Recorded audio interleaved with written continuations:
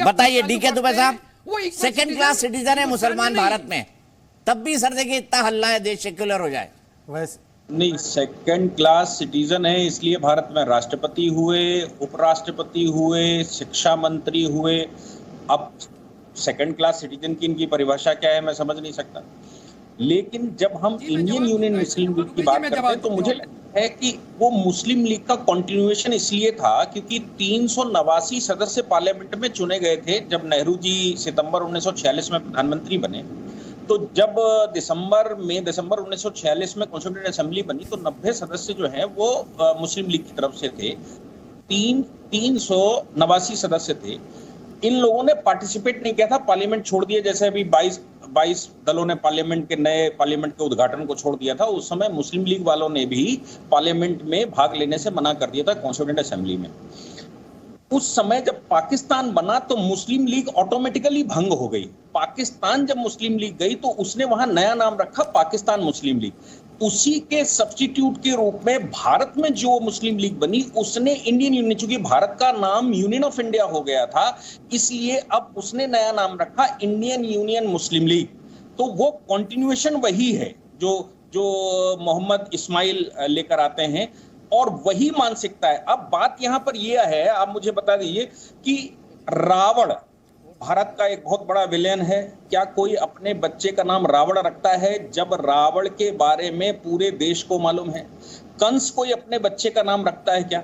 ये वही मानसिकता के लोग रख सकते हैं जो उसको फॉलो करते हैं। मुस्लिम लीग के अलगाववाद को फॉलो करने वाले लोग ही भारत में इंडियन यूनियन मुस्लिम लीग नए सिरे से बना सकते हैं। बाकी तो जो विभीषिका हुई पार्टीशन की, उस विभीषिका को ध्यान में रखते हुए कोई सक्सेसर के रूप में वो नाम नहीं रख सकता, लेकिन इंडियन यूनियन मुस्लिम लीग ने रखा। इसलिए ये कहना कि इंडियन यूनियन मुस्लिम लीग ये नई है, उसका कंटिन्यूएशन नहीं है, तो बांग्लादेश में भी मुस्लिम लीग बनी, पाकिस्तान में भी मुस्लिम लीग बनी और भारत में भी मुस्लिम लीग बनी। ये कंटिन्यूएशन है उसका।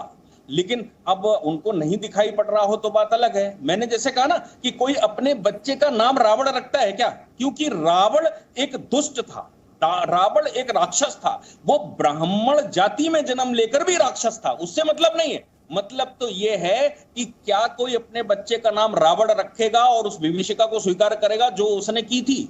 इसलिए मुस्लिम लीग नाम रखना अपने आप में एक विभीषिका बताता है कि वो मुस्लिम लीग के कंटिन्यूएशन में किस प्रकार से है और कहां कहां वो लेकर जाते हैं। अब इस बात को अब वो अगर सेकुलर कह दें, मुसलमान, कोई मुसलमान, देखो रहमान साहब बैठे हैं, ये कह सकते हैं कि मुसलमान सेकुलर होता है, क्योंकि मुसलमान जो सेकुलर होगा वो मुसलमान हो ही नहीं सकता। मुसलमान जो अपने आप को ये कहता है कि ईसाई ये कहता है कि मैं सेकुलर हूं, तो हो नहीं सकता, क्योंकि इस्लाम की परिभाषा ये कहती है कि आप अगर अल्लाह को नहीं मानते, कुरान को नहीं मानते, पैगंबर मोहम्मद को नहीं मानते, तो आप मुसलमान हो नहीं सकते। वो अलग बात है कि जो भारत को मानने वाले लोग हैं, भारतीय संस्कृति को मानने वाले लोग हैं, भारत माता को माता मानने वाले लोग हैं, वो उस विचारधारा से थोड़े डेविएट हो सकते हैं। ठीक है, मैं सीधे चलता हूं। मैंने कहा ना सर, अतीकुर रहमान साहब, एक ही बंदा काफी होता है किसी भी चीज के लिए, ऐसा हम बोलते हैं ना, सिर्फ एक ही बंदा काफी है। तो मैं आज एक आपसे गूढ़ सवाल पूछता हूं, और मेरा गूढ़ सवाल ये है कि उन्होंने कहा अलगाववादी सोच, एक अलगाववादी सोच, मैंने कहा एक ही बंदा काफी है, तो ये क्या उस यूनियन मुस्लिम लीग, इंडियन यूनियन बन गया तो इंडियन यूनियन मुस्लिम लीग नाम रखने से कोई पार्टी सेक्युलर हो गई क्या? बताइए आप, क्या अलगाववादी सोच चली गई? तो भाई हिंदू भाई जो आप पैमाना इंडियन यूनियन मुस्लिम लीग को दे रहे हैं, तो क्या वो राष्ट्रीय स्वयंसेवक पर आधारित नहीं होता है, लागू नहीं होता है? हिंदू महासभा पे लागू नहीं होता है? क्यों भाई, क्यों नाम रखने की जरूरत पड़ गई आपको हिंदू महासभा? क्यों आपको राष्ट्रीय स्वयंसेवक नाम रखने की जरूरत पड़ गई? अगर आपको नाम से ही है भाई, आइडियोलॉजी देखिए ना, आप आइडियोलॉजी देखिए। इसीलिए पहले भी मैंने कहा, अगर इंडियन यूनियन मुस्लिम लीग की आइडियोलॉजी में किसी भारतीय को अलग दर्जा देने का उनके प्रावधान में है तो मैं उसको सेकुलर नहीं मानूंगा। यहां पर दुबे जी ने कहा कि अगर सेकंड क्लास सिटीजन होते तो प्रेसिडेंट कैसे बनते? अरे साहब, प्रेसिडेंट बने वो इंडियन कॉन्स्टिट्यूशन के तहत। मैं आपको आरएसएस के कॉन्स्टिट्यूशन की बात बता रहा हूं। आरएसएस के कॉन्स्टिट्यूशन में, आरएसएस के कॉन्स्टिट्यूशन में मुसलमान और क्रिश्चियंस। दीपक जी, केवल एक प्रासंगिक वाक्य बोल दीजिए शहजाद भाई। एक प्रासंगिक चीज कहना चाहता हूं। दीपक जी, ये तो कोई भी कॉन्ट्रोवर्ट नहीं कर रहा है इस फैक्ट को कि मोहम्मद इस्माइल जिन्ना की पार्टी में थे, फिर उनकी पार्टी बंद हुई क्योंकि पाकिस्तान का लक्ष्य था, पाकिस्तान बनने वाला था। उसके बाद ये चर्चा होने लगी कि मुस्लिम लीग इंडिया फ्रेंचाइजी को रखना चाहिए नहीं रखना चाहिए। मूलतः दो ही विषय थे कि एक शरिया होना चाहिए, एक सेपरेट स्टेट होना चाहिए। यदि ये दो विषय नहीं होते तो वो लोग कांग्रेस में ही चले जाते ना। कांग्रेस का विरोधी क्यों करते? कांग्रेस उस समय पर इस मुस्लिम लीग इंक्लूडिंग मोहम्मद इस्माइल के हिसाब से, जो आज ये हम पे आरोप लगाते हैं कि हिंदू बिगेटेड पार्टी थी, और मोहम्मद इस्माइल जो जिन्ना का समर्थक और साथी था, और कट्टर साथी की, इतना बड़ा साथी कि पूरी मद्रास प्रेसिडेंसी का चार्ज उसके पास था, और मद्रास प्रेसिडेंसी पूरे साउथ को एक तरह से कवर करती थी। अब अगर कोई अतीकुर रहमान इस फैक्ट को डिनाई करते हुए बोले कि नहीं ये तो बड़े सेकुलर थे, तो ये कांग्रेस का अपमान कर रहे हैं। मतलब कि उस समय की कांग्रेस जो नेहरू जी और गांधी जी की थी वो सेकुलर नहीं थी, ये अतीकुर रहमान कह रहे हैं। और आलोक जी की कोई प्रतिक्रिया ना आए तो उस पर मुझे लगता है कि वोट बैंक का कैसा खेला है कि आज मुस्लिम लीग सेकुलर है और उस समय की गांधी की कांग्रेस पार्टी सेकुलर नहीं थी, ये आलोक जी मानने को तैयार है। आलोक जी मान रहे हैं आप ये बात? शहजाद ने बड़ा पॉइंट उठाया है और बेहतरीन पॉइंट उठाया। आज दीपक जी सुबह से ना बीजेपी के आदर्श पंडित नेहरू हो गए।